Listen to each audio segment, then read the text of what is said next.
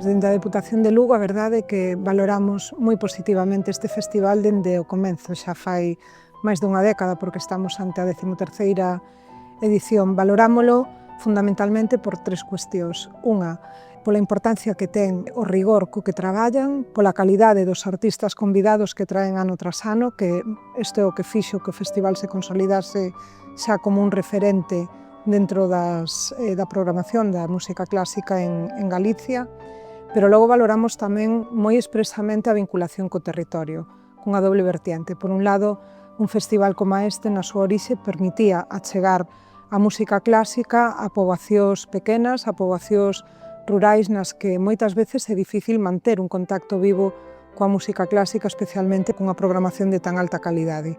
Pero tamén no sentido contrario, é dicir, que resulta un revulsivo, un atractivo para que persoas, para que visitantes se acheguen, neste caso, a Tamariña, para disfrutar da música clásica e, ademais, coñecer o noso territorio. Polo tanto, hai unha interactuación entre o festival, a economía, a sociedade e a cultura, que son o que nos levou, dende o primeiro momento, a creer e a apostar por este festival.